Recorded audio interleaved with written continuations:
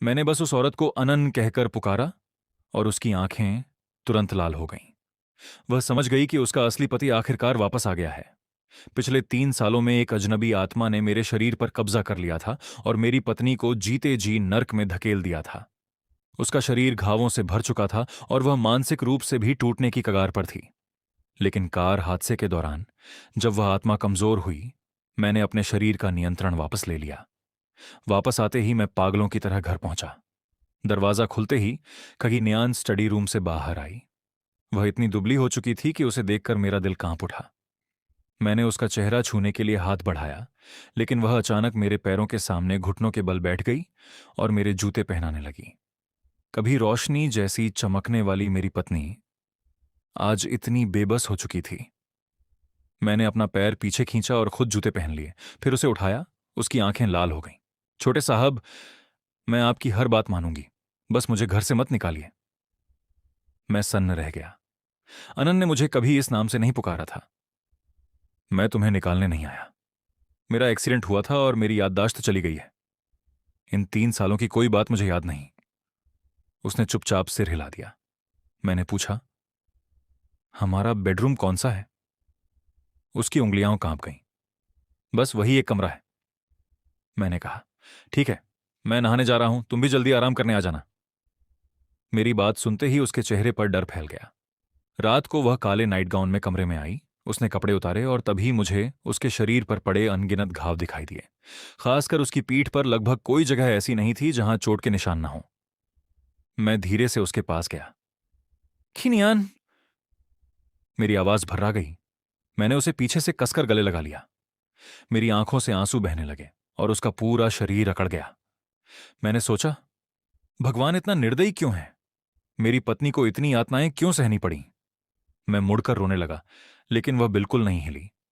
फिर उसने अलमारी के नीचे से एक कंबल निकाला, उसे जमीन पर बिछाया और वहीं सो गई। मैं बिस्तर पर बैठकर हैरान रह गया। इन 3 सालों में तुम ऐसे ही सोती रही? उसने धीरे से सिर हिला दिया। बिस्तर पर आ जाओ। उस रात मैं लगभग सो नहीं पाया। मैं जब भी करवट बदलता, वह डरकर तुरंत उठ जाती और मेरी बात का इंतजार करती। जब मैं कुछ नहीं कहता, तभी वापस लेटती। अगली सुबह वह मेरे जूते पहनाने के लिए घुटनों के बल बैठ गई। तुम्हें मेरी देखभाल करने की जरूरत नहीं, मैं खुद कर सकता हूं। उसने डरते हुए पूछा, क्या आप मुझे घर से निकालने वाले हैं? मैंने तुरंत कहा, बिल्कुल नहीं, हम कानूनी तौर पर पति पत्नी हैं। वह चुपचाप नीचे चली गई। उसने नाश्ता नहीं किया, तैयार होकर दरवाजे पर खड़ी रही और बार बार घड़ी देखती रही। ठीक सुबह 8:01 बजे वह घर से निकल गई। मैं हैरान था कि वह रोज इसी समय क्यों जाती है। मैंने कार उठाई, पहले अस्पताल से अपनी याददाश्त की मेडिकल रिपोर्ट ली और फिर सीधे उसकी कंपनी पहुंचा। मुझे देखते ही गार्ड और कर्मचारी डर गए। ऑफिस के बाहर लिन वानवान ने रास्ता रोक लिया। सर, शांत रहिए। कई मैडम आज ऑफिस में नहीं है, आप अंदर नहीं जा सकते। मैंने शांत होकर पूछा, वो कब लौटेंगी? लिन वानवान मुझे हैरानी से देखने लगी। उसे यकीन नहीं हो रहा था कि मैं आज बिना हंगामा किए बात कर रहा था। मैंने उसके पास से निकलकर ऑफिस का दरवाजा खटखटाया। अंदर आइए। मैं अंदर गया और बोला, कहीं मैडम, काम चल रहा है। मुझे देखते ही वह डरकर खड़ी हो गई। तुम फिर क्या करने आए हो?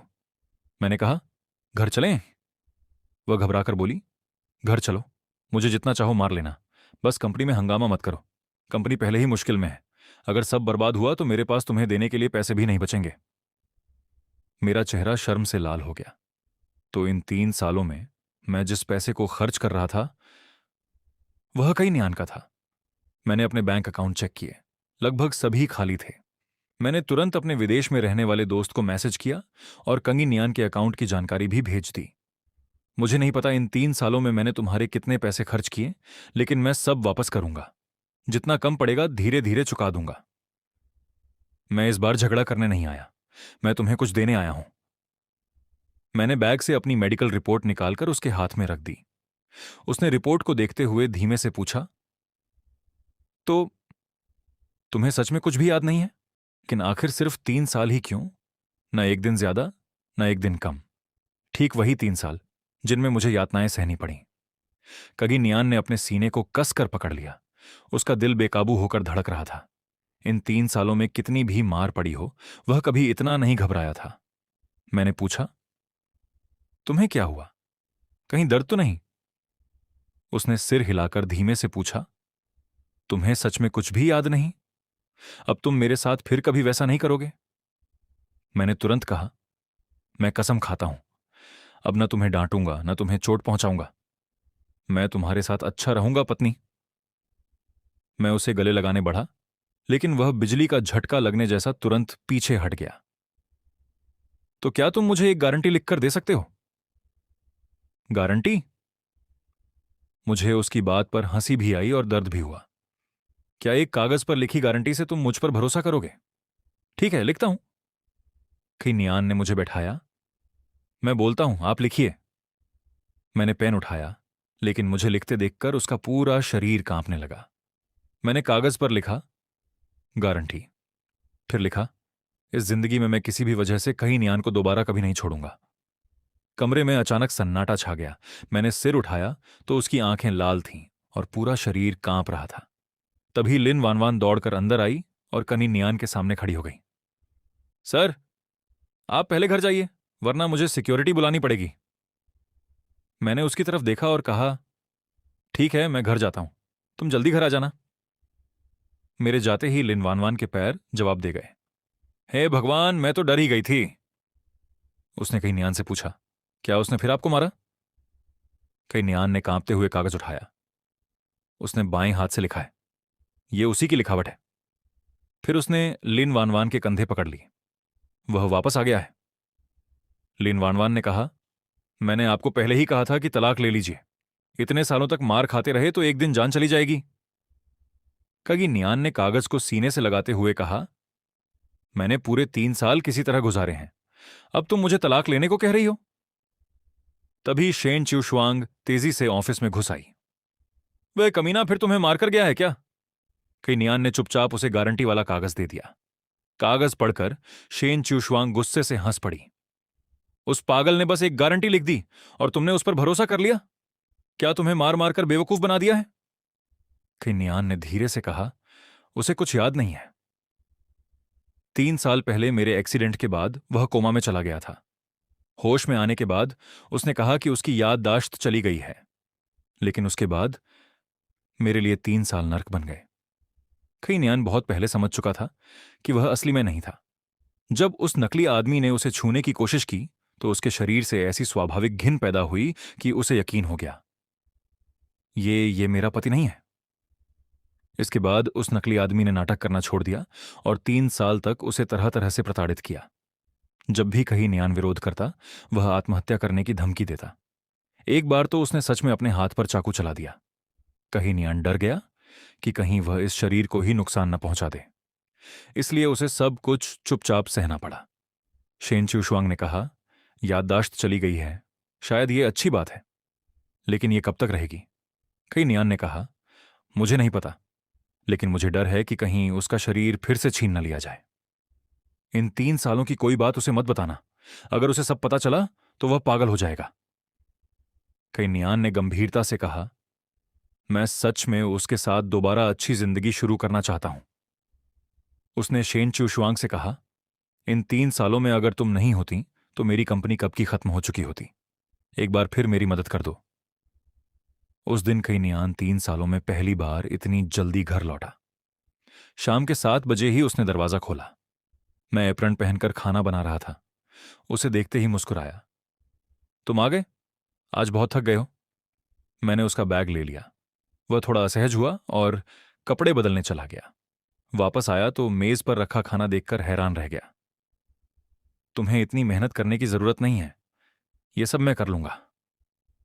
वह चावल बनाने गया, लेकिन कुकर में बिजली ही नहीं लगी थी। मैंने शर्मिंदा होकर कहा, अरे मैं भूल गया था, सॉरी। कोई बात नहीं, मैं नूडल्स बना लेता हूं, वैसे भी तुम्हें नूडल्स सबसे ज्यादा पसंद है। मैं मुस्कुराया, हाँ, मुझे बहुत पसंद है। फिर फ्रिज खोलते हुए मैंने कहा, आगे से स्ट्रॉबेरी मत खरीदना, तुम्हें स्ट्रॉबेरी से एलर्जी है। कहीं नियान का हाथ कांप गया और उसकी उंगली गैस से छू गई। मैं तुरंत दौड़ा। मुझे दिखाओ। उसका हाथ पानी के नीचे करते हुए मैंने कहा, अब तुम ये सब मत करना, मैंने काम वाली रख ली है। वह चुपचाप मुझे देखता रहा। कुछ देर बाद नूडल्स तैयार हो गए। हमने खाना शुरू ही किया था कि दरवाजे पर दस्तक हुई। दरवाजा खुला तो सामने डॉक्टर फांग्युआन खड़ा था। 3 सालों में वह कभी घर नहीं आया था, लेकिन मेरी याददाश्त जाने के बाद आज खुद यहां आया था। कहीं नियान का दिल तेजी से धड़कने लगा। वह सच में वापस आ गया है? मैं खुशी से बोला, फांग्युआन अंदर आओ। वह अंदर आया और मेज देखकर बोला, नूडल्स के साथ इतना सारा खाना काफी शानदार है। मैंने कहा, तुमने खाना नहीं खाया होगा, हमारे साथ खा लो। उसने मना किया और मेडिकल बैग लेकर सोफे पर बैठ गया। कई नियान ने पूछा, डॉक्टर फांग्युआन हमेशा रात का खाना नहीं खाते? मैंने कहा, कई सालों से उनकी यही आदत है। खाना खत्म करने के बाद कई नियान बर्तन उठाने लगा।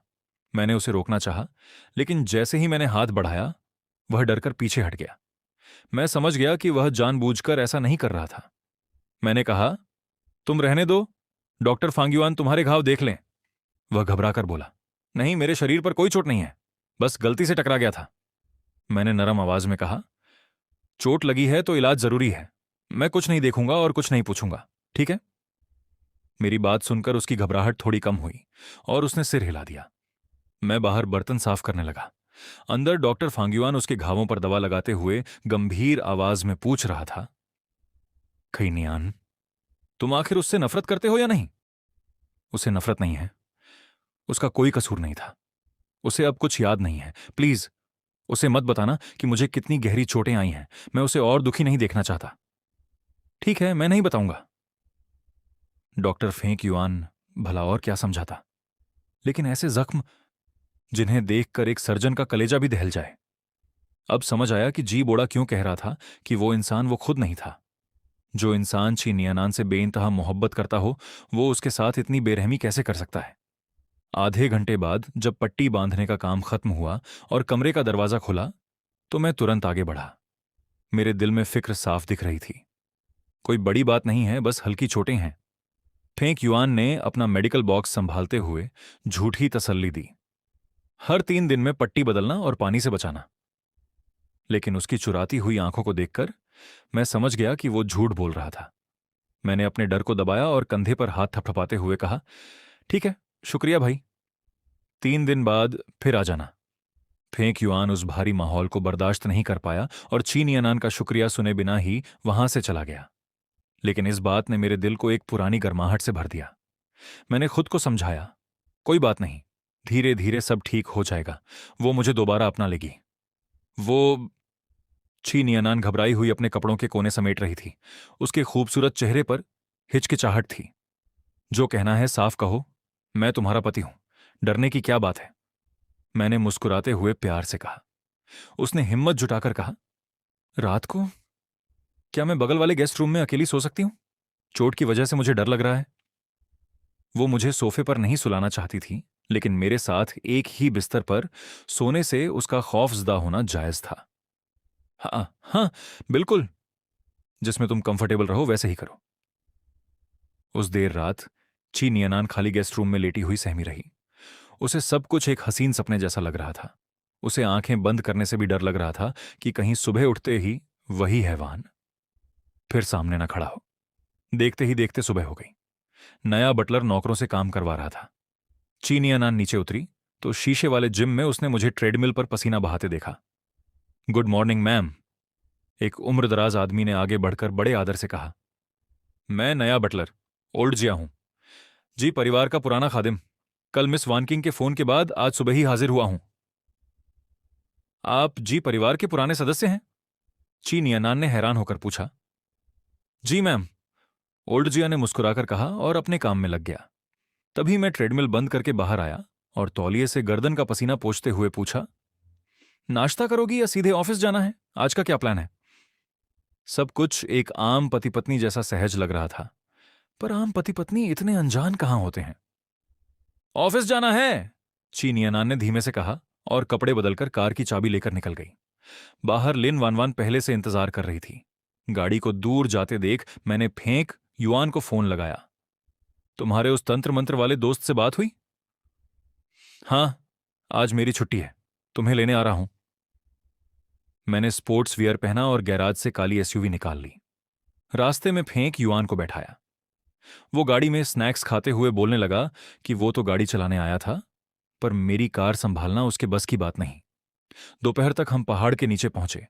फेंक युआन ने फोन किया तो पीछे से एक पंक स्टाइल का लड़का दौड़ता हुआ आया। उसने मुझे देखा, उसका रंग उड़ गया और वो झटके से पीछे हटा। तुम अभी अभी वापस लौटे हो, तुम्हारे अंदर कातिलाना खौफ बहुत ज्यादा है, दूर रहो मुझसे। वो हमें पीछे एक पुरानी झोपड़ी में ले गया। अंदर ठंडक थी। चाय का कप हाथ में लेते ही मेरी उंगलियां कांपने लगीं। मैंने उसकी बात काटकर सीधे कहा, मुझे बस यह जानना है, क्या मेरी बॉडी पर कब्जा करने वाली वो आत्मा वापस आएगी?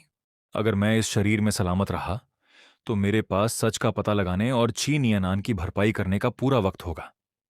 लेकिन अगर ऐसा नहीं हुआ तो मैं सोच भी नहीं सकता कि उस दरिंदे के लौटने पर नियनान पर क्या बीतेगी।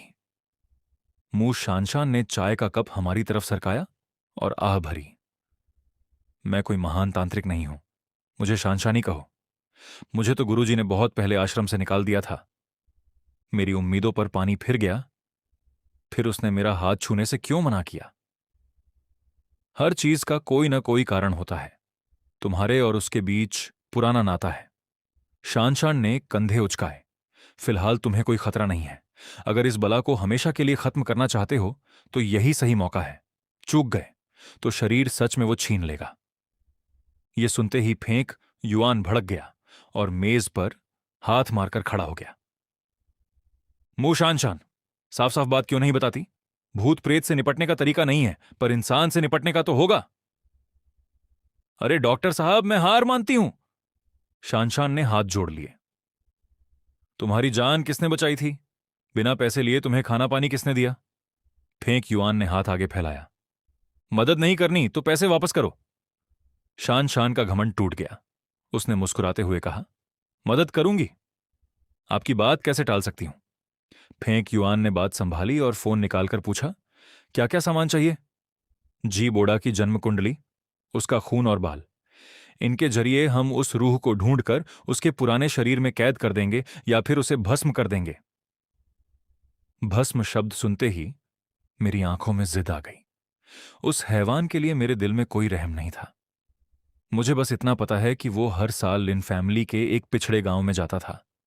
एक सीमा के बाद कार का डैश कैम बंद हो जाता था।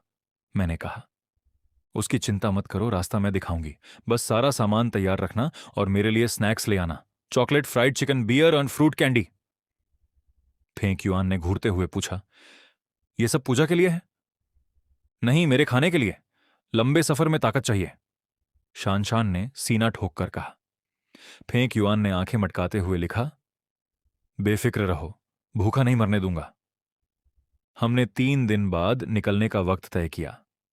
रात 8 बजे जब मैं थका हारा घर पहुंचा और दरवाजा खोला तो सामने का नजारा देखकर मेरा खून जम गया। ची नियनान ठंडे फर्श पर घुटनों के बल बैठी थी। उसके हाथ में एक काला कोड़ा था।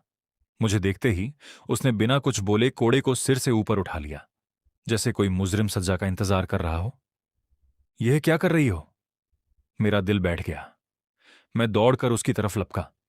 ची नियनान ने नजरें चुरा लीं और एकदम शांत आवाज में बोली, माफ कर दीजिए, आज मुझे 5 मिनट की देर हो गई। रास्ते में ड्राइवर ने गलत मोड़ ले लिया था। बटलर इस बात का गवाह है। बटलर ओल्ड जिया का चेहरा खौफ से पीला पड़ा हुआ था। उसे अंदाजा हो गया था कि इस घर का सच कितना भयानक है। देर होने पर क्या होता है। मैंने नीचे बैठकर कांपते हाथों से उसकी ठोड़ी उठाई। छी नियनान ने डर के मारे आंखें मूंद लीं और थप्पड़ का इंतजार करने लगी। उसे लगा कि शायद वो हैवान वापस आ गया है। 1 मिनट की देर पर 10 कोड़े, 5 मिनट के 50 कोड़े, उसने बिना हिले जवाब दिया। मालिक, मत मारिए, जान निकल जाएगी। बटलर रोने लगा। मैंने झटके से कोड़ा छीन लिया। छी नियनान ने माफी मांगने के बजाय अपनी शर्ट के बटन खोले और जख्मों से भरी पीठ मेरी तरफ कर दी। उसकी पीठ पर पुराने और नए जख्मों के खौफनाक निशान थे। उसकी कांपती पीठ देखकर मेरे दिल में हजारों सुइयां चुभ गईं। मैंने वो कोड़ा बटलर की तरफ फेंका और चीख पड़ा, इसे फेंक दो, तबाह कर दो इसे, मुझे यह दोबारा नहीं देखना। अगले ही पल मैंने आगे बढ़कर उसकी ठंडी पीठ को सीने से लगा लिया। मेरे गर्म आंसू उसकी गर्दन पर बहने लगे। आनान, प्लीज ऐसा मत करो। मैं अब कभी हाथ नहीं उठाऊंगा, कभी नहीं। मैं बिलख पड़ा। उसने मुड़कर बेजान आंखों से पूछा, नहीं मारोगे? हां सुनते ही वो चुपचाप उठी। तो फिर रुको, मैं खाना बनाती हूं। नौकर क्यों नहीं बना रहे? मैंने पूछा। मैम खुद ही बनाती हैं, बटलर ने कहा। मैंने उसका हाथ थामकर मिन्नत की। अब से तुम कुछ नहीं करोगी, जो मन करे करो, बस मुझे छोड़कर मत जाना। उसने बस औपचारिक सिर हिलाया और कमरे में चली गई। उस रात मैं सो नहीं पाया। अगर 3 दिन बाद मैं हार गया तो नियनान का क्या होगा? मैंने रात में ही तलाक के कागजात तैयार कर लिए। अगर मैं वापस ना आ सका तो यह कागज उसे इस नर्क से आजाद कर देंगे, और अगर मैं जीत गया तो इन्हें अपने हाथों से जला दूंगा। 3 दिन बाद फेंकयुआन ढेर सारे सामान के साथ दरवाजे पर हाजिर था। मैंने कहा तो था कि मैं लेने आऊंगा, मैंने सामान उठाकर पिछली सीट पर फेंकते हुए कहा। फेंकयुआन मुझे मना करने का कोई मौका दिए बिना सीधे बगल वाली सीट पर बैठ गया। वो जानता था कि वो कोई बड़ी मदद नहीं कर सकता, पर डॉक्टर होने के नाते उसे वहां मौजूद रहना था। आखिरकार शान शान को उसने ही सड़क किनारे से उठाकर बचाया था। गाड़ी दोबारा पहाड़ के नीचे रुकी। शान शान भारी ओवरकोट पहने उनींदी आंखों से बाहर निकली। पहले ही कह देती हूं, काम होने के बाद दक्षिणा पूरी मिलनी चाहिए, शान शान ने उबासी लेते हुए शिकायत की। इतनी सुबह कौन उठता है? फेंक युआन ने गाड़ी स्टार्ट की। हम डॉक्टरों की नाइट ड्यूटी तुम्हारे जितनी बेकार नहीं होती। बकवास बंद करो, रास्ता बताओ। काली रात में पहाड़ किसी आदमखोर जानवर की तरह फैले हुए थे। मेरे हाथ स्टीयरिंग व्हील पर कस गए। रास्ते के झटकों से मेरी कनपटी पर दर्द होने लगा था। फेंक युआन एकदम चौकन्ना बैठा था, जबकि शान शान पीछे बेफिक्र होकर खर्राटे भर रही थी। गाड़ी जब एक सुनसान सरहदी कस्बे में पहुंची तो आगे का रास्ता अंधेरे में गायब हो चुका था। मैंने धीरे से ब्रेक दबाया। शान शान, रास्ता खत्म हो गया, अब कैसे चलना है? शान शान ने अंगड़ाई ली और अपनी जेब से पीतल का कंपास निकाला। मैंने उस पुराने कंपास को देखा। क्या यह सच में रास्ता दिखाएगा? सफर ने मेरी हड्डियां तोड़ दी। शान शान ने बात घुमाते हुए खिड़की से बाहर का मौसम देखा।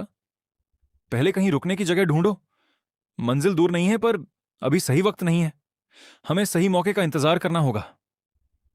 मजबूरन मैंने फोन पर सर्च किया और कस्बे का सबसे महंगा होटल बुक किया, 120 रुपये प्रति रात।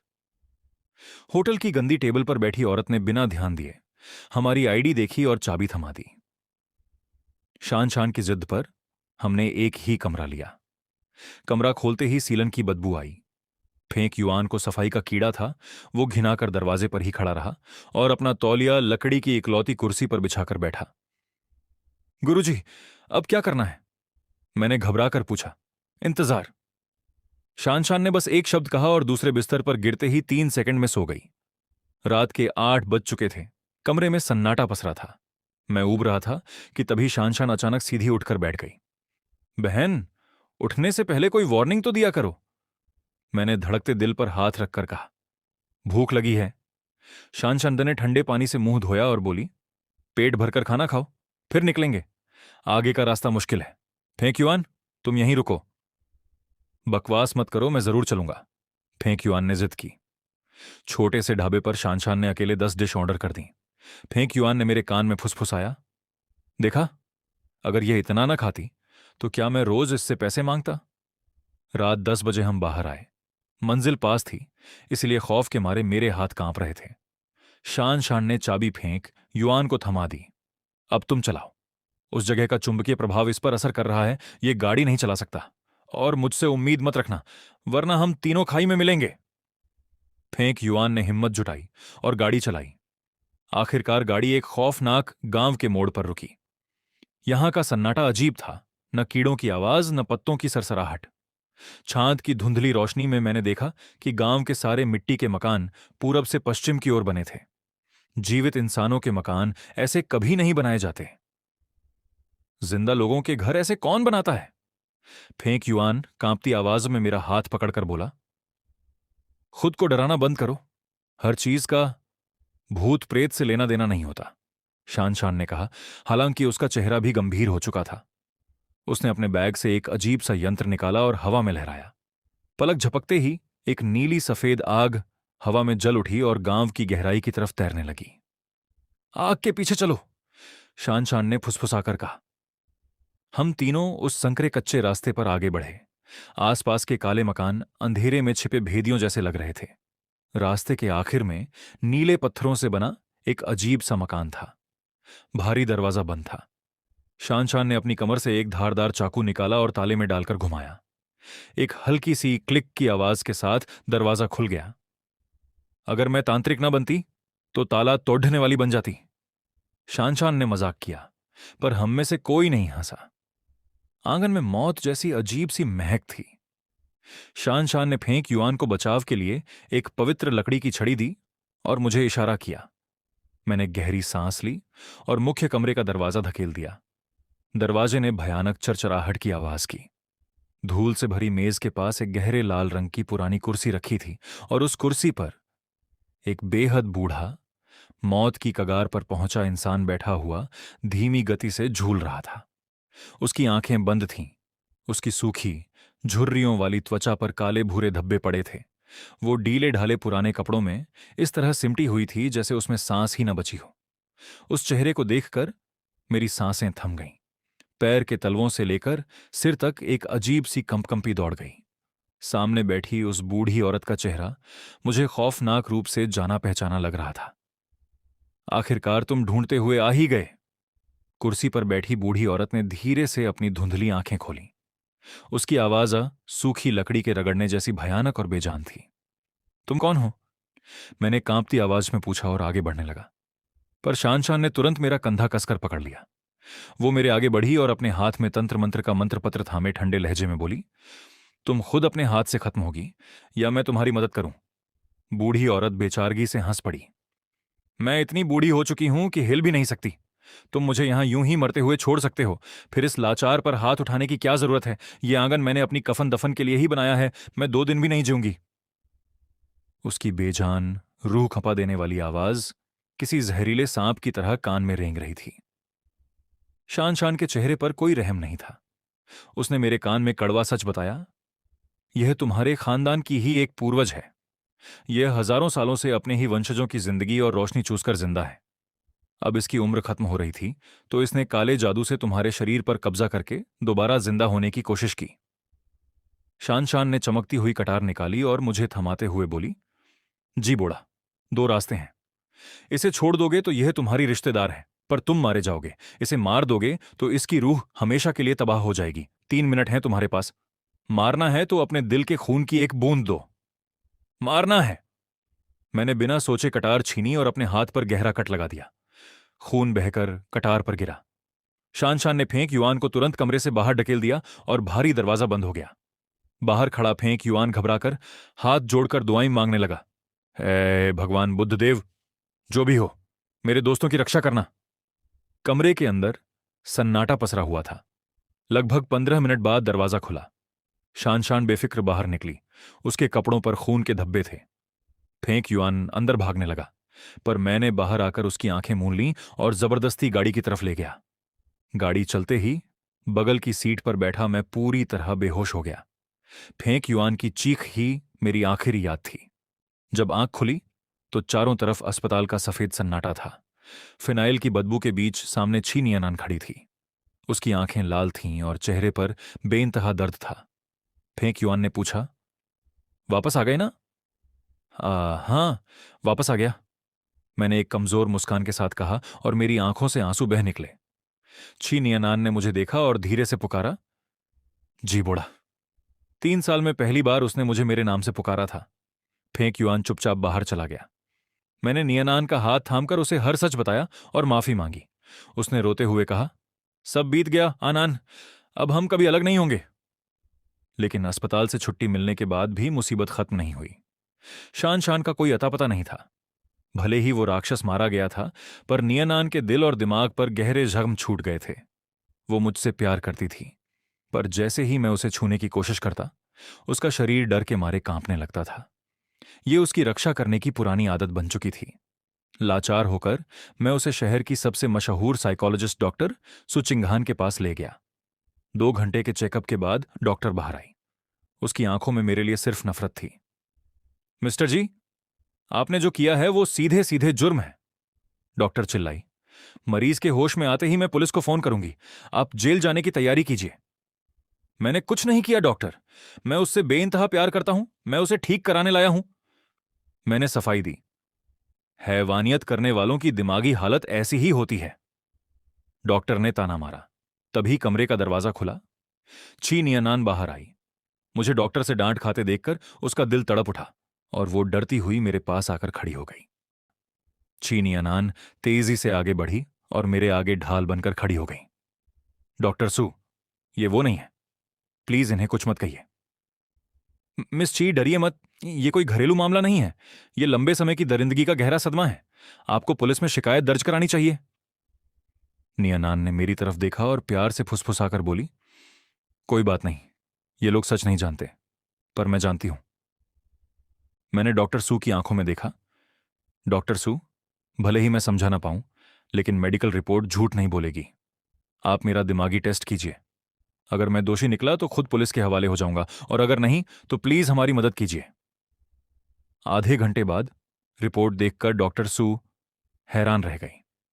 टेस्ट के मुताबिक मुझमें जरा भी हिंसा या अत्याचार करने की प्रवृत्ति नहीं थी। यह नामुमकिन है। पर उसने जो जख्म बताए वो साफ साफ आपकी तरफ इशारा करते हैं। डॉक्टर सू, आप बताइए कि नियनान को ठीक करने के लिए मुझे क्या करना होगा। डॉक्टर सू ने चश्मा संभाला। मिस ची की हालत बहुत नाजुक है। सालों के अत्याचार से वो गहरे सदमे, खौफ और गंभीर डिप्रेशन से जूझ रही हैं। डिप्रेशन? मेरा दिल बैठ गया। हाँ, इसे स्माइलिंग डिप्रेशन कहते हैं। मरीज बाहर से सामान्य दिखता है, पर अंदर से टूट चुका होता है। इन्हें तुरंत दवाइयों की, माहौल बदलने की और सबसे ज्यादा प्यार की जरूरत है।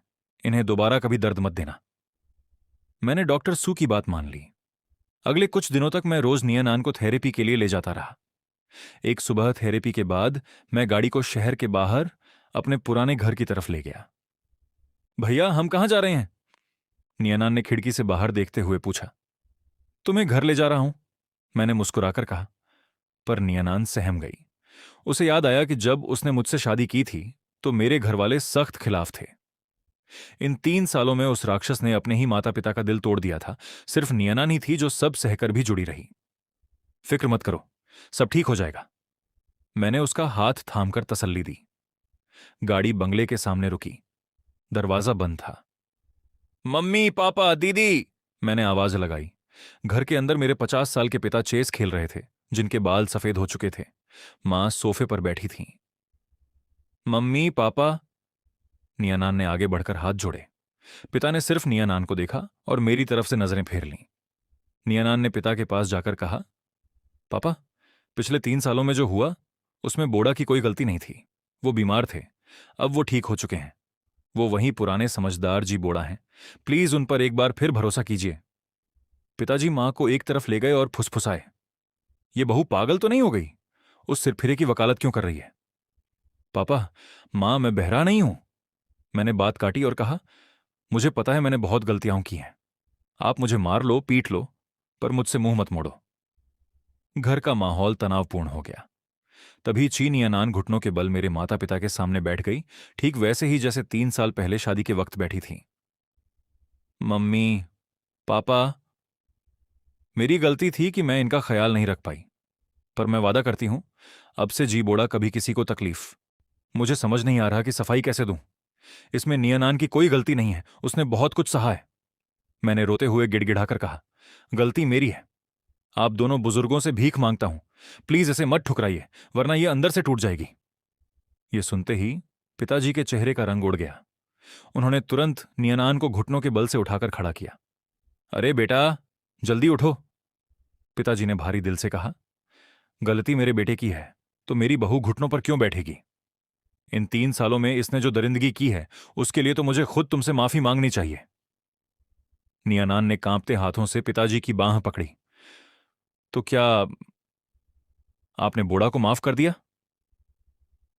हाँ हाँ, कर दिया, पिताजी ने आह भरी। पर क्या तुम इसे दिल से माफ कर पाओगी? नियनान ने मेरी रोती हुई मां की तरफ देखा। माँ, क्या आप इसे माफ करेंगी? हाँ बेटा, सब माफ है। माँ ने रूंधे गले से नियनान को गले लगा लिया। उन्हें समझ नहीं आ रहा था कि उनके बेटे ने ऐसा कौन सा पुण्य किया था जो उसे इतनी वफादार पत्नी मिली। मैंने भावुक होकर नियनान को गले लगाया और उसके गाल पर किस कर लिया। नियनान का शरीर डर से एक पल के लिए कांप उठा, पर उसने खुद को संभाल लिया। मेरी प्यारी बीवी, मैं वादा करता हूं कि तुम्हें कभी कोई तकलीफ नहीं होने दूंगा। जानना भी चाहिए, पिताजी ने मुझे घूरते हुए डांटा, यह तो नियनान का दिल बड़ा है, वरना कोई और होती तो तुम्हें रोज 3 थप्पड़ मारती।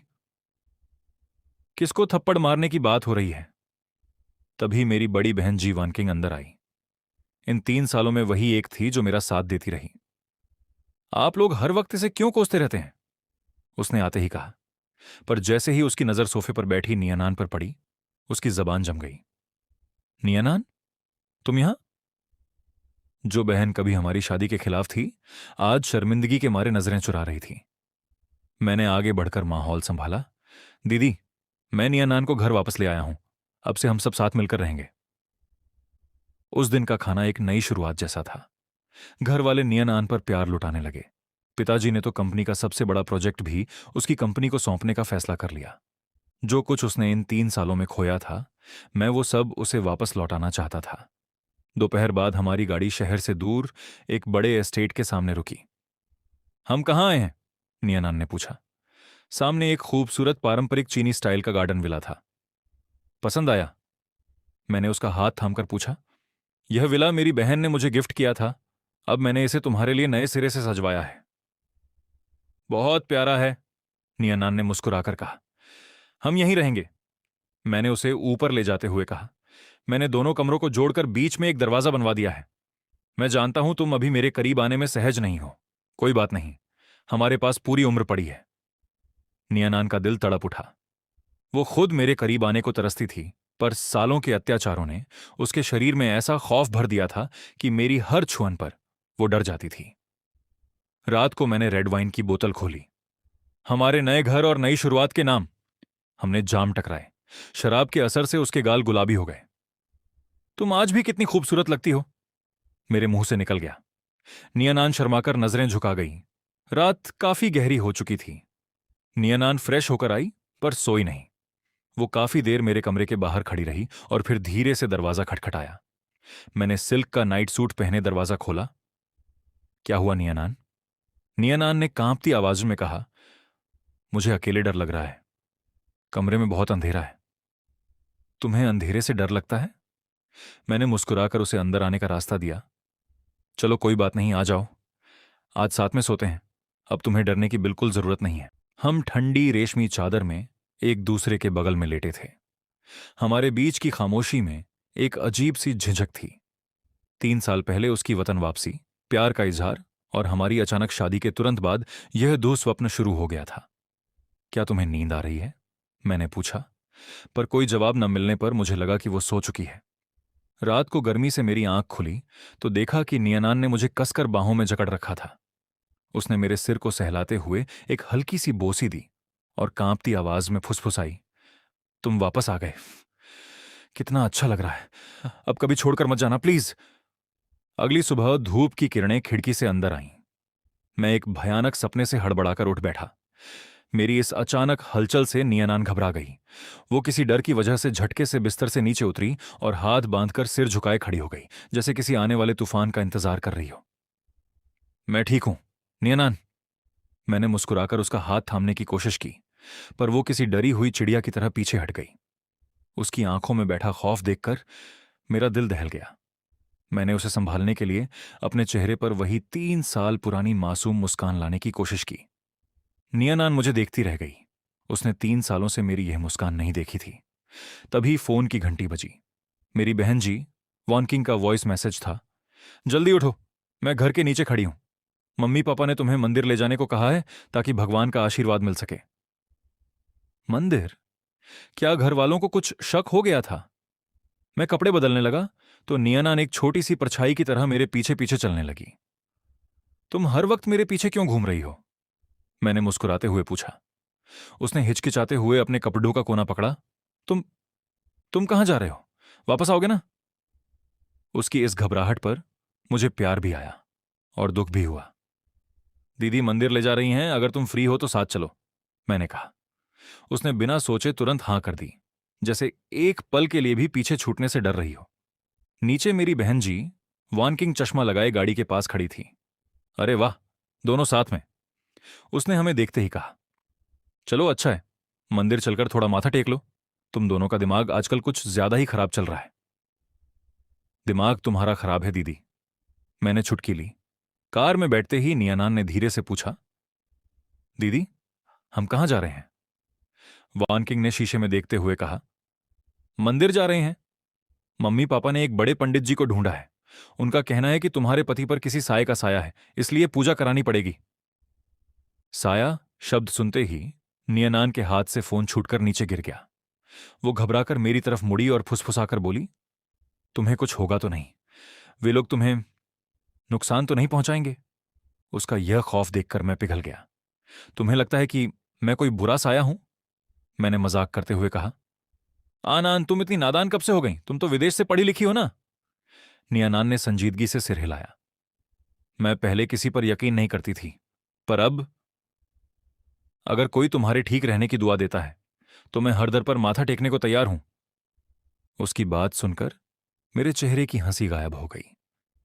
उसने कभी मुझसे यह नहीं पूछा कि 3 साल में क्या हुआ था। उसने बस मुझे बिना किसी सवाल के अपना लिया था। पहाड़ के नीचे गाड़ी खड़ी करके हम पैदल चढ़ने लगे। 1 घंटे की चढ़ाई के बाद नियनान की सांसें फूलने लगीं और उसका चेहरा पीला पड़ गया।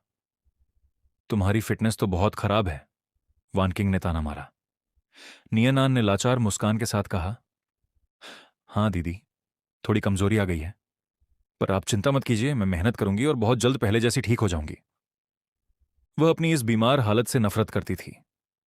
उसने सालों से आईना तक नहीं देखा था, पर अब जब मैं वापस आ चुका था तो वह मेरे लिए खुद को दोबारा पहले जैसा बेहतर और खूबसूरत बनाना चाहती थी। मेरी बहन जी वान किंग चुपके से मेरे पास आई और अपनी आवाज इतनी धीमी कर ली ताकि नियनान न सुन सके।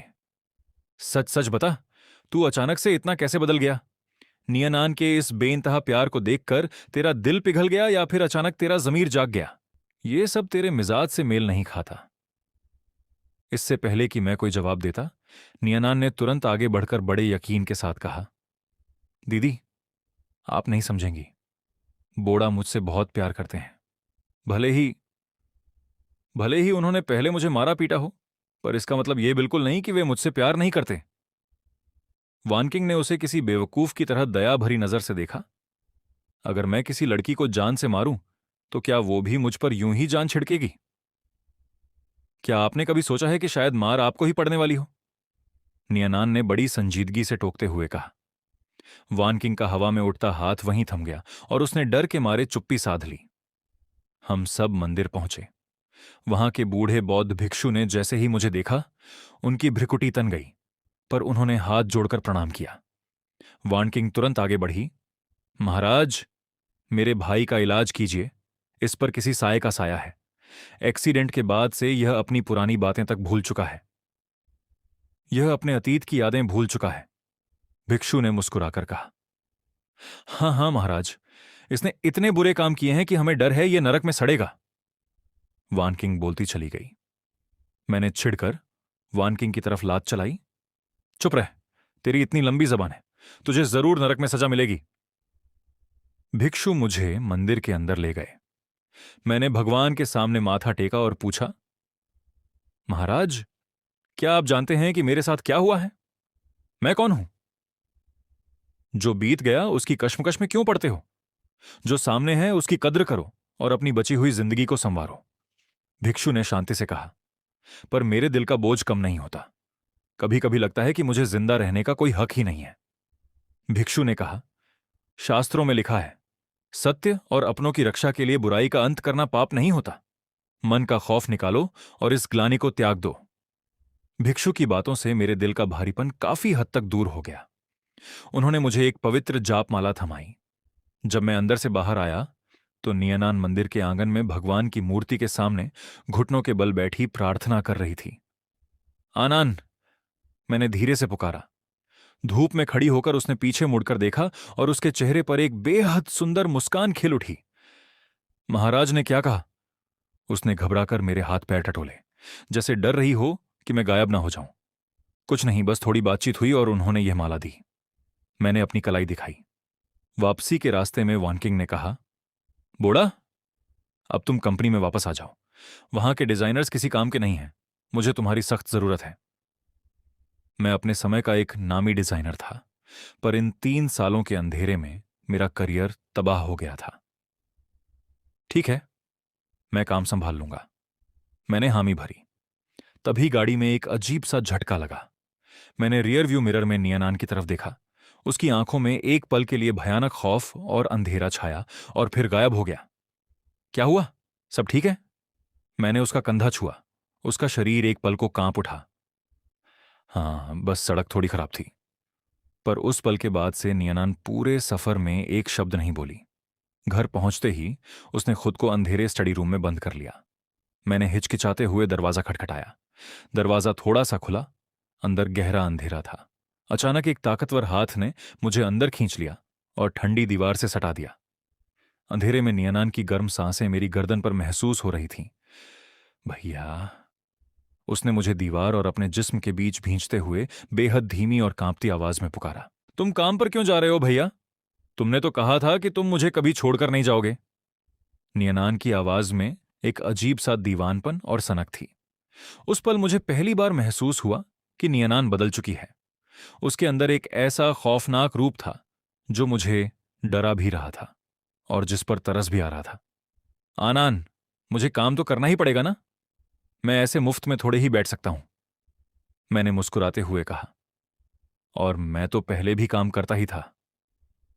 नियनान ने मुझे और कसकर गले लगा लिया और अपना सिर मेरे कंधे पर टिका दिया। आई एम सॉरी भैया, मैं बस तुम्हें अपने से दूर नहीं होने देना चाहती। मेरा मन तो करता है कि तुम्हें हमेशा अपनी बाहों में समेट कर रखूं। मैं तुम्हारे बिना एक पल भी नहीं रह सकती। उसके इस भोलेपन के सामने मेरी सारी घबराहट और डर दूर हो गया। मैंने बड़े प्यार से उसे समझाया, अगर मैं काम पर जाऊंगा तब भी शाम को जल्दी आकर तुम्हारे पास ही तो रहूंगा। वीकेंड्स भी सिर्फ तुम्हारे होंगे। मेरी पूरी जिंदगी तुम्हारे नाम है।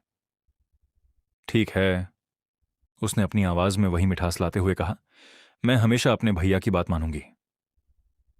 मैंने लाइट जलाई तो देखा कि उसकी आंखें लाल थीं। वो रोने जैसी शक्ल बनाए बेहद प्यारी लग रही थी। कुछ ही दिनों में डॉक्टर की थेरेपी से उसकी हालत में काफी सुधार आ गया। वहीं दूसरी तरफ कंपनी में मेरा काम भी बहुत बढ़िया चल रहा था। मैंने अपनी बहन वॉनकिंग से कह रखा था कि मुझे सबके सामने एक आम डिजाइनर की तरह ही ट्रीट करे। कंपनी का एक बहुत बड़ा फैशन शो आने वाला था, इसलिए मैं रात दिन काम में जुटा हुआ था। मैं अभी नहीं खाऊंगा, भूख नहीं है, मैंने बिना पीछे देखे कहा। भूख नहीं है तब भी खाना पड़ेगा, वरना मम्मी पापा मेरी चमड़ी उधेड़ देंगे। वॉनकिंग टिफिन लेकर अंदर आई और उसने मेरे मुंह से पेंसिल खींचकर मुझे सोफे पर बिठा दिया। ये खाना किसने बनाया? मैंने पूछा। मेरी नौकरानी ने। तुम्हें पसंद आया तो रोज भिजवा दूंगी, उसने कहा और बड़े प्यार से मछली का कांटा निकालकर मुझे खिलाने लगी। बाहर शीशे से झांकते हुए 2 कर्मचारी बातें कर रहे थे। ये नया डिजाइनर कौन है? बॉस के इतना करीब क्यों है? तभी वहां से गुजर रहे डायरेक्टर जी ने यह देखा। वॉनकिंग को मेरा मुंह पोंछते देख उसकी आंखों में जलन साफ नजर आ रही थी। उसने मन ही मन ठान लिया कि वह मेरे बारे में पूरी जानकारी निकलवाएगा। शाम को नियनान का मैसेज आया, मैं बाहर इंतजार कर रही हूं, आराम से आओ। मैं जैसे ही नीचे पहुंचा, एक इंटर्न लड़की मेरे पास आई। सर, मैं पेइंग अक्सुए हूं, क्या मैं आपका व्हाट्सएप ले सकती हूं? मुझे आपसे बहुत कुछ सीखना है। मैंने मना करना ठीक नहीं समझा और उसे नंबर दे दिया। मैं गाड़ी में बैठा तो नियनान ने मुझे मुस्कुराते हुए खूबसूरत सूरजमुखी के फूल दिए। ये आपके लिए भैया, ताकि आप हमेशा खिलखिलाते रहें। उसने मेरा बेल्ट बांधा और घुटनों पर कंबल उड़ाते हुए बोली, शॉर्ट्स मत पहना करो, ठंड लग जाएगी। तभी उसकी नजर मेरे फोन की स्क्रीन पर पड़ी जहां उस लड़की का मैसेज आया था। ये कौन है? उसकी आवाज में अचानक एक बर्फ जैसी ठंडक आ गई। कंपनी की नई इंटर्न है, मैंने मजाक में कहा। क्या तुम्हें जलन हो रही है? हां, मुझे जलन हो रही है, नियनान ने बिना झिझके कहा। भैया, इसे अभी ब्लॉक कर दो। क्या मैं आपके लिए काफी नहीं हूं?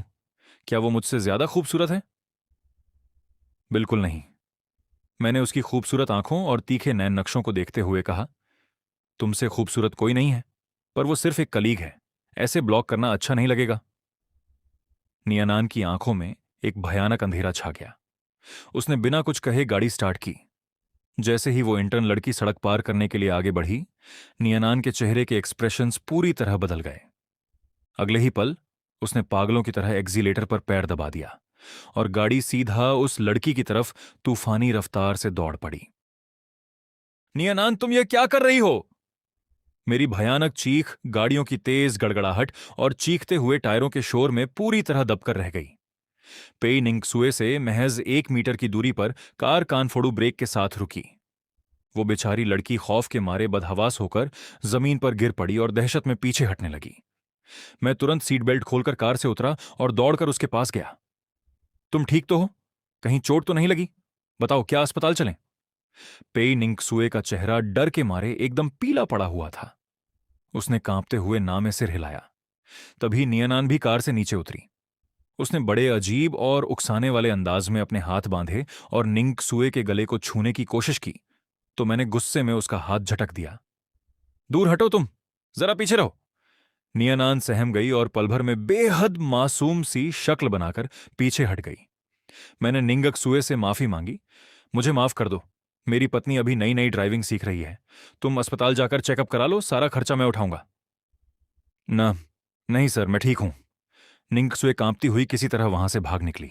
मैं गुस्से से लाल पीला होकर कार में आकर बैठ गया। नियनान ने डरते डरते मेरी सीट बेल्ट बांधने की कोशिश की, पर मैंने उसे झटक कर ठुकरा दिया। उसने अपना लाल पड़ा हाथ आगे किया और कांपती आवाज में फुसफुसाई, हाथ लाल हो गया भैया, क्या तुम मुझे मारोगे? अगर कहो तो मैं अभी घुटनों पर बैठ जाती हूं और तुम्हें चाबुक पकड़ा देती हूं। उसकी आंखों से लगातार आंसू बहने लगे। मैं बहुत डरी हुई हूं। मुझे हर पल यही डर सताता रहता है कि कोई तुम्हें मुझसे छीन लेगा। मैं किसी को नुकसान नहीं पहुंचाना चाहती भैया, बस तुम्हें खोने से डरती हूं। क्या तुम मेरी इस हालत को समझ सकते हो? मैं हर पल तड़पती हूं। उसके गर्म आंसू मेरी बांह पर गिरे तो मेरा सारा गुस्सा पल भर में पिघल गया। मैंने उसके आंसू पोंछे। ठीक है, पर मुझसे वादा करो कि आइंदा कभी ऐसा खौफनाक कदम नहीं उठाओगी। तुम प्यार कर सकती हो, पर किसी की जान खतरे में नहीं डाल सकती। नियनान ने बच्चे की तरह सिर हिलाया। मैं बहुत सीधी रहूंगी, बस मुझे छोड़कर मत जाना। घर पहुंचकर नियनान ने बड़ी लगन से मेरे लिए बहुत स्वादिष्ट खाना बनाया। उसे पता था कि मुझे नौकरों के हाथ का बना खाना पसंद नहीं। उसने मेरी सेहत का ख्याल रखते हुए हरी सब्जियां और अजवाइन का ताजा जूस मेरे सामने रखा। अजवाइन की महक से उसे उल्टी आती थी, पर सिर्फ मेरी पसंद के लिए उसने खुद इसे बनाया था। आज काम कैसा रहा? दिन भर किस किस से मिले? क्या क्या किया? उसने बड़े सीधेपन से पूछा। मैंने उसकी आंखों में झांकते हुए पूछा, क्या तुम मुझ पर शक कर रही हो नियनान? क्या तुम यह पूछना चाहती हो कि मैं किससे मिला? यह सुनते ही उसका चेहरा उतर गया और वो उदास होकर नीची नजरें किए चुपचाप खाना खाने लगी। मैं तुम्हें छोड़कर कभी कहीं नहीं जाने वाला। मैंने उसकी घबराहट समझते हुए प्यार से समझाया। हम पति पत्नी हैं, हमें एक दूसरे पर पूरा भरोसा रखना होगा। मेरा लोगों से बात करना नॉर्मल है, समझे? नियनान ने कुछ नहीं कहा, बस चुपचाप एक एक निवाला निगलती रही। खाने के बाद जब मैं लैपटॉप पर अपने डिजाइन देख रहा था, वो अनानास वाला ठंडा दही लेकर आई और बड़े प्यार से मुझे अपने हाथों से खिलाने लगी। तुम भी थोड़ा खा लो, मैंने चम्मच उसकी तरफ बढ़ाते हुए कहा। मुझे याद आया कि पिछले 3 सालों में उसकी खान पान की आदतें पूरी तरह बिगड़ चुकी थीं और उसका पेट अक्सर खराब रहता था। उसने पहली बार मेरे हाथों से खाया। उसकी सुंदर आंखें खुशी से चमक उठीं और देखते ही देखते उसने पूरा बाउल खत्म कर दिया। इन 3 सालों के लंबे और भयानक दर्द के बाद उसने पहली बार इतने सुकून और प्यार से खाना खाया था। हालांकि इस मीठे पल के खत्म होते ही हवा में फिर एक अजीब सी खामोशी छा गई।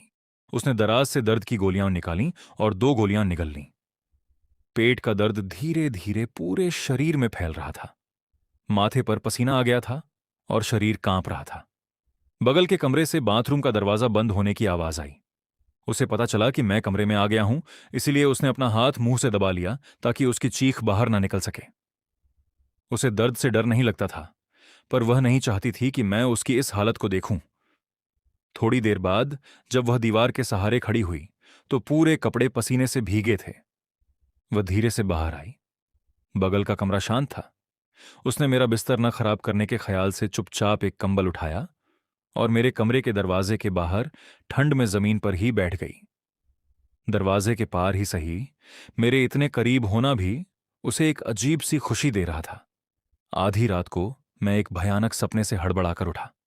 सपने में वही दरिंदा मुझसे मेरा शरीर छीन रहा था। मैंने गोली चलाई, पर वो लाश फिर भी मेरी तरफ बढ़ने लगी। दूर हटो, मैं चीख पड़ा। अगले ही पल नियनान ने मुझे अपनी बाहों में भींच लिया। बोड़ा, डरो मत, तुम्हारी पत्नी तुम्हारे पास है। उसने मुझे कंबल में लपेट लिया और मेरा सिर सहलाने लगी। बस एक सपना था। सपने तो उल्टे होते हैं, देखना कल सब अच्छा होगा। सुबह जब मेरी आंख खुली, नियनान रात भर मुझे ऐसे ही बाहों में लिए बैठी रही थी। उसकी आंखें लाल थीं, पर चेहरे पर सुकून था। नींद अच्छी आई? कोई बुरा सपना तो नहीं आया? उसकी आवाज बैठी हुई थी। उसके अकड़े हुए हाथों को देखकर मुझे तरस आया। मैंने हाथ बढ़ाना चाहा, पर वह किसी खौफ से पीछे हट गई। आई एम सॉरी, मेरा मतलब तुम्हें इग्नोर करना नहीं था। उसने रोते हुए तुरंत माफी मांगी। कोई बात नहीं, मैंने उसे समझाया। जब भी सपना आए तुम मुझे जगा दिया करो, रात भर ऐसे बैठने की जरूरत नहीं है। यह सुनते ही उसकी आंखों से आंसू छलक पड़े। क्या तुम मुझे छोड़ रहे हो? मुझसे क्या गलती हुई? तुम मुझे सजा दे दो, पर प्लीज मुझे दूर मत करो। और वह अचानक घुटनों के बल जमीन पर बैठ गई। मैं घबराकर नीचे उतरा और उसे उठाने लगा, पर उसने जिद में जमीन पर बैठकर पहले मेरे पैरों में चप्पल पहनाई, उस शरीर के लिए जो उसने 3 साल तक संभाला था। तुम उठो, गलती मेरी थी। मैंने उसे वापस अपने पास बिठाया। उसने मुझे कसकर पकड़ लिया। मुझे लगा तुम मुझे छोड़ दोगे, प्लीज कभी मत जाना। सुबह जब हम नीचे पहुंचे तो हॉल में एक अनजान औरत बैठी थी। नियनान का चेहरा गुस्से से सख्त हो गया। आप यहां क्यों आई हैं? सोफे पर बैठी उसकी मां शूतांग चाय का कप रखते हुए बोली, अपनी बेटी से मिलने आई हूं। जमाई राजा 3 साल बाद लौटे और तुम्हें ले उड़े, मुझे पता भी ना चले। मां, आप यहां? मैंने तमीज से पूछा। हां, हम छोटे लोग हैं, आपके जितने बड़े नियम कायदे नहीं जानते। शूतांग ने ताना मारा। नियनान तुरंत मेरे आगे आ खड़ी हुई। मां, काम की बात कंपनी में होगी, ये मेरे पति का घर है, और अगर नियम नहीं पता तो आज से सीख लीजिए। जी बोड़ा के नियम ही मेरे नियम हैं, और यहां किसी को बदतमीजी करने की इजाजत नहीं है। मैं हैरान रह गया। मुझे लगा था कि वह मुझे सहने को कहेगी, पर वह अपने पति की इज्जत के लिए अपनी ही मां से भिड़ गई थी। शूतांग हैरान रह गई। नियनान तो हमेशा उसकी हर बात मानती थी, फिर आज ऐसा जवाब कैसे? उसने तुरंत अपनी नफरती नजरें मेरी तरफ घुमाई और चिल्लाई, तुमने ही मेरी बेटी के कान भरे हैं। वो मुझसे कभी ऐसे बात नहीं करती थी। बाहर सब कहते हैं कि तुम उसे प्रताड़ित करते हो, क्या यह सच है? पतिदेव, आप डाइनिंग एरिया में जाकर नाश्ता कीजिए। मेड ने आपकी पसंद का नाश्ता बनाया है। नियनान ने मुझे बड़े प्यार से रोकते हुए कहा। वह नहीं चाहती थी कि उसकी मां की कड़वी बातों से मेरा मूड खराब हो।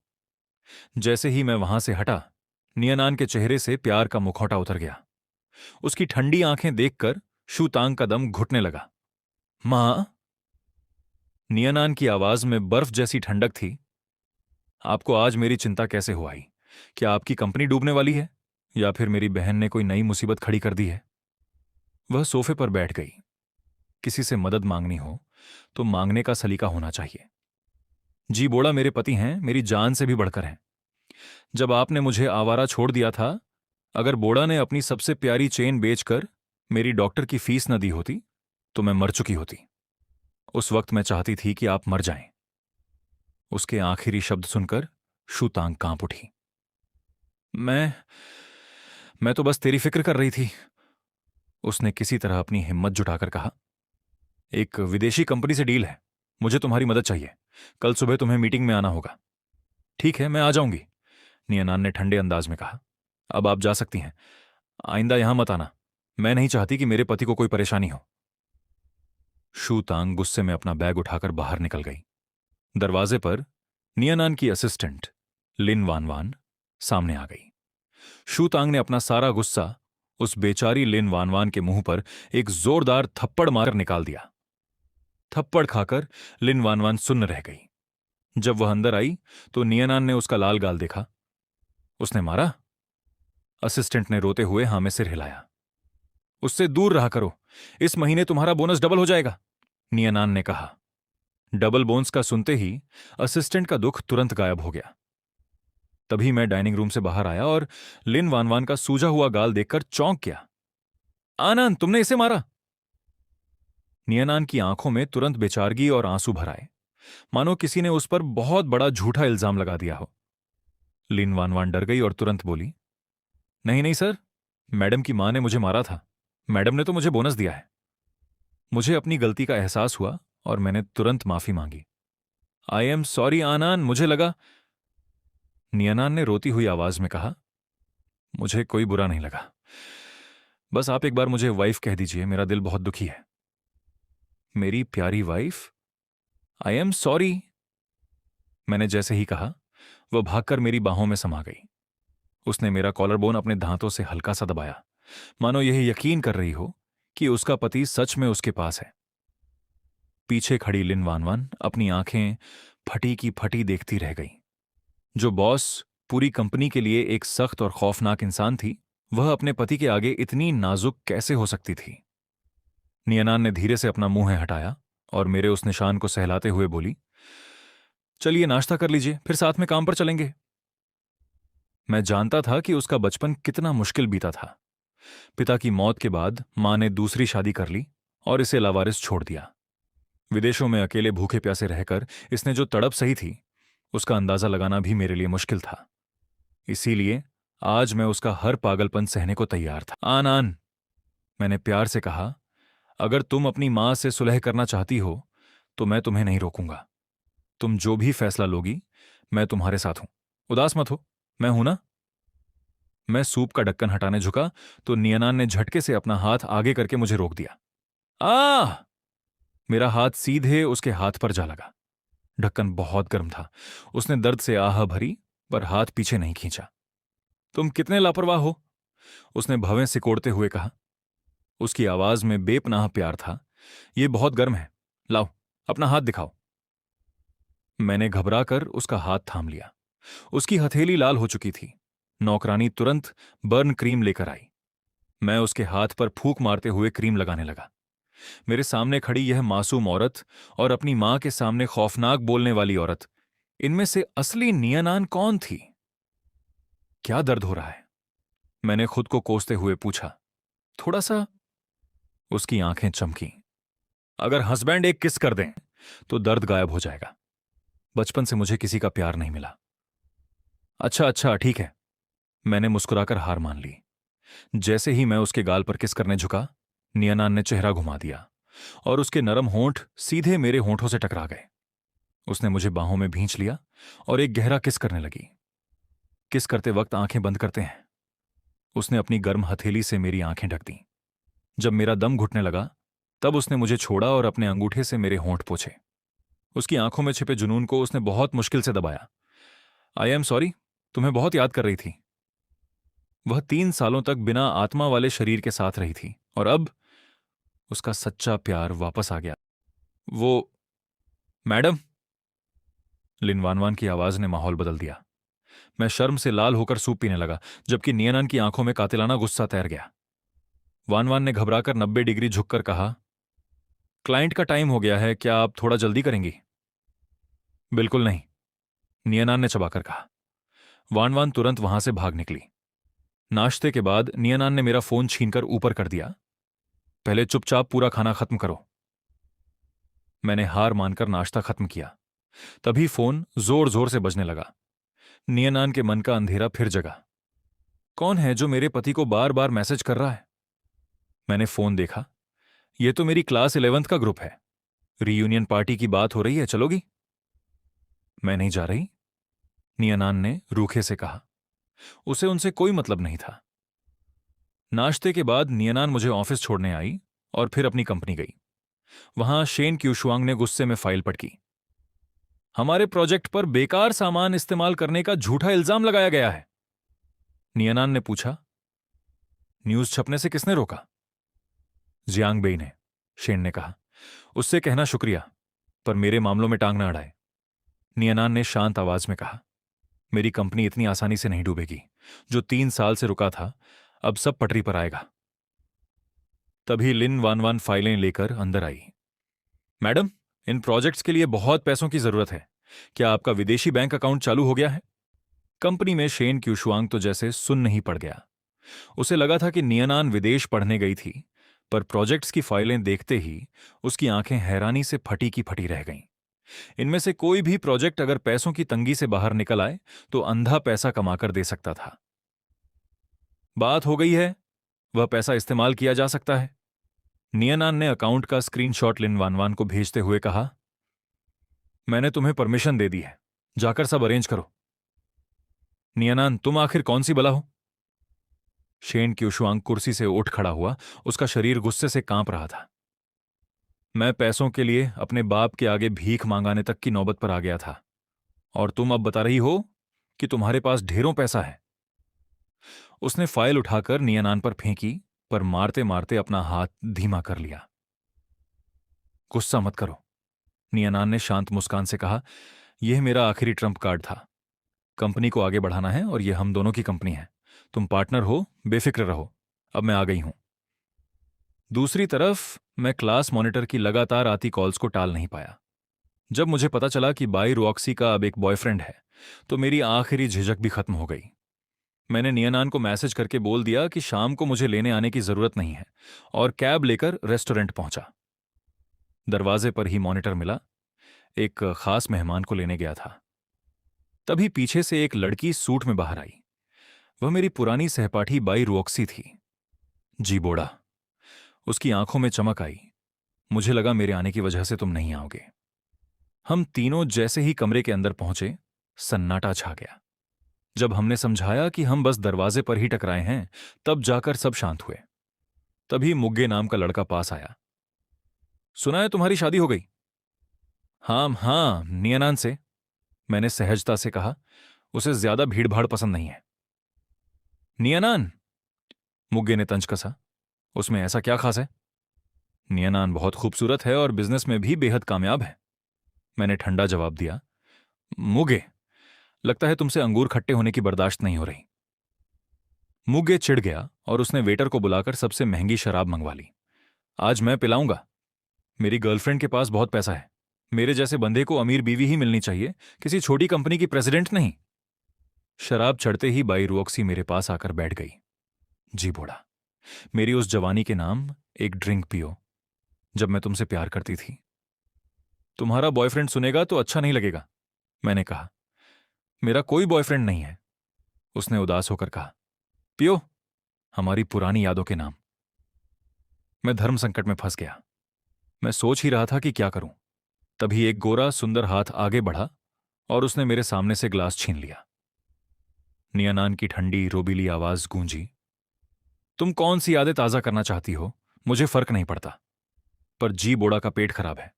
अगर तुमने उसे दर्द दिया तो मैं तुम्हें कभी माफ नहीं करूंगी। आखिरकार वह मेरा पति है। नियनान ने सिर उठाकर ग्लास की शराब एक ही घूंट में खत्म कर दी। आनन! मैंने हैरान होकर उसका हाथ थाम लिया। पूरा कमरा सन्न रह गया। सबकी निगाहें नियनान पर आ टिकीं, पर उसे किसी की परवाह नहीं थी। वह सीधे मेरे पास आई और मेरी गोद में आकर बैठ गई। हसबैंड, यहां कोई कुर्सी नहीं बची थी, थोड़ा एडजस्ट कर लो, उसने प्यार से फुसफुसाते हुए कहा, मानो बाकी लोग वहां मौजूद ही ना हों। बाई रोक्सी का चेहरा एकदम फीका पड़ गया और उसने ग्लास को कसकर भींच लिया। मुगे को मजा आने लगा। वाह, क्या सीन है! नियनान, अगर तुम्हें जलन हो रही है तो बाई रोक्सी से लड़ लो, जो जीतेगी जी बोड़ा उसका। तुम कौन हो? नियनान ने बिना उसकी तरफ देखे ठंडे लहजे में पूछा। फिर उसने फोन निकाला। याद आया, तुम लियो लैनिक्सन के आशिक हो ना? एक फोटो खींचकर लियो मैडम को भेजती हूं, देखती हूं उन्हें तुम्हारा यह नाटक कैसा लगता है। मुग्गे ने घबराकर अपना चेहरा छिपा लिया। तुम ये क्या कर रही हो? तुम अपनी मां की उम्र की औरत के टुकड़ों पर पल रहे हो और यहां शादीशुदा कपल का मजाक उड़ा रहे हो। नियनान ने उसका पर्दाफाश कर दिया। मुग्गे का चेहरा शर्म से लाल हो गया और वह जाने लगा। रुक जाओ, नियनान ने टोका। बिल कौन भरेगा? तभी वेटर बिल लेकर आ गया। मैडम, कुल बिल 7,13,600 रुपये का हुआ है। सबके होश उड़ गए। मुगे चिल्लाया, इतना महंगा खाना कहाँ मिलता है, मैं पुलिस को बुलाऊंगा। मैंने खाली बोतलों की तरफ इशारा किया। यह शराब 3,50,000 रुपये की एक बोतल है और तुमने 2 मंगवाई थी। मुग्गे के हाथ कांपने लगे। इतनी महंगी शराब के बारे में पहले क्यों नहीं बताया? नियनान मुस्कुराई, पैसे नहीं हैं तो मुझसे भीख मांग लो, शायद तरस खा जाऊं। मुग्गे ने चालाकी दिखाई, सबने पी है जी, बोड़ा ने भी पी है। ठीक है, मेरे पति ने जितना पिया उसका बिल मैं भरती हूं। नियनान ने बिल पर साइन कर दिए। इसका क्या मतलब? मैंने पूछा। उसने मेरे कान में कहा, यह होटल मेरी दोस्त का है और इसमें मेरे शेयर्स हैं, समझ आया? मुग्गे को मजबूरी में बचा हुआ बिल भरना पड़ा और वह फोन सुनते ही भाग निकला। घर चलें? मैंने नियनान के कंधे पर सिर रख दिया। दरवाजे पर नियनान ने बाई रुओक्सी की तरफ देखा। बाई मैडम, आगे से जब भी पीने का मन करे सीधे मेरी कंपनी आ जाना। कार में नियनान ने अपना कोट मूंछ पर डाल दिया, एसी का रुख मोड़ा और शहद का पानी दिया। गला तर कर लो, पेट में दर्द नहीं होगा।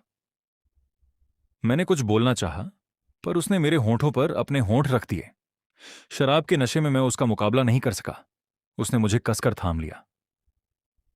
चुपचाप रहो, उसने मेरे कान में कहा।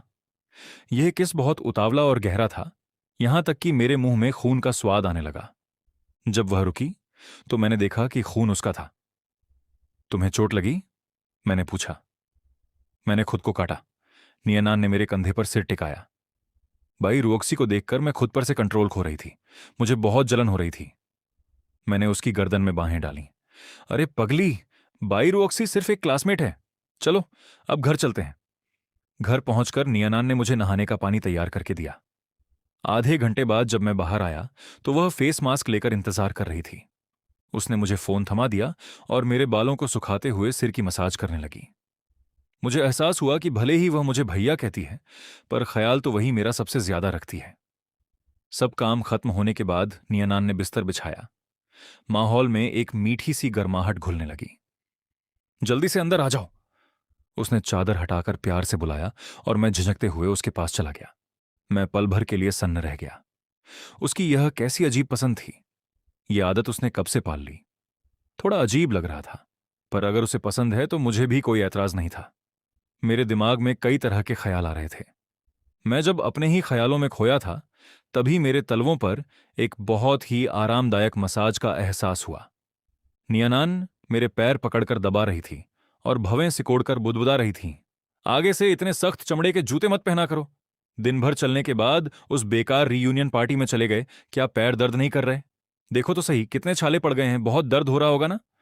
मसाज, सिर्फ एक सिंपल मसाज। गर्मी के मारे मेरा चेहरा एकदम लाल हो गया।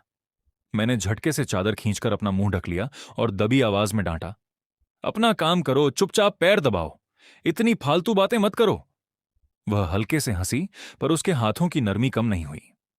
उसे सब समझ आ गया था। उसकी आवाज में एक शरारती मिजाज था। हां, बस आपके पैर ही दबा रही हूं, और वैसे भी आज आप थक गए हैं, बाकी सब किसी और दिन सही। वह जरूर चाहती थी, बल्कि सालों से तड़प रही थी, पर मैं अभी अभी वापस लौटा था, पूरी तरह थका हुआ। फिर उसे इन सब चीजों का कभी कोई तजुर्बा भी नहीं था। 3 सालों से उसने खुद को दबाकर रखा था। पहले जब उस रूह ने मेरे शरीर पर कब्जा किया था, तब भी कुछ नहीं हुआ था। उसे तो लगने लगा था कि कहीं उसके अपने शरीर में कोई कमी तो नहीं। क्या मैं उससे नफरत करने लगूंगा? भले ही कमी ना हो, पर उसके जिस्म पर बने भद्दे निशानों को देखकर तो कोई भी दूर भाग जाएगा। आधे घंटे की मसाज के बाद मेरी सांसें शांत हो गईं। नियनान ने मुझे अच्छे से ओढ़ाया, बत्ती बंद की और पीछे से मुझे कसकर गले लगा लिया। वह लालच से मेरे शरीर की खुशबू महसूस करने लगी। अगली सुबह जब मेरी आंखें खुलीं, तो मेरे सामने एक फूल जैसा खूबसूरत सोता हुआ चेहरा था। हाल ही में उसका वजन थोड़ा बढ़ा था, जिससे उसके चेहरे की रेखाएं और निखर आई थीं। जब ऐसी हसीन औरत सामने हो तो दिल कैसे ना फिसले। मेरे पास लुक्स हैं, अच्छी बॉडी है, क्या मैं एक नियनान को संभाल नहीं सकता? सच कहूं तो उसकी खूबसूरती पर मेरा दिल भी ललचा रहा था। मैं मन ही मन खुद को हिम्मत दे रहा था कि तभी वह थोड़ा सा हिली। मैं डर के मारे आंखें बंद करके सोने का नाटक करने लगा। अगले ही पल उसने अपना सिर मेरी छाती में छुपा लिया। भैया, इतनी जल्दी जाग गए? रात को नींद कैसी आई? क्या सोच रहे हो? क्या इसके सिर के पीछे भी आंखें लगी हैं? मैंने मन ही मन सोचा। उसने आंखें मीचते हुए मेरी तरफ देखा और उसके होठों पर एक प्यारी सी मुस्कान आ गई। कुछ नहीं सोच रहा, बहुत अच्छी नींद आई। मैंने बात घुमाते हुए कहा। तुम्हें उठना नहीं है क्या? कल तुम्हारी मां ने कहा था ना कि उन्हें तुमसे कोई काम है। भैया, मैं अनाथ हूं। नियनान ने लंबी सांस खींचते हुए बच्चों की तरह जिद की और मेरी बाहों में सिमट गई। उसकी आवाज में एक अनजाना अकेलापन था। मेरा दिल पल भर में पिघल गया। उसकी यह हालत अनाथ होने से कम थोड़ी थी। फिर भी नियनान ने जूतियांग से मिलने के लिए हां कर दी।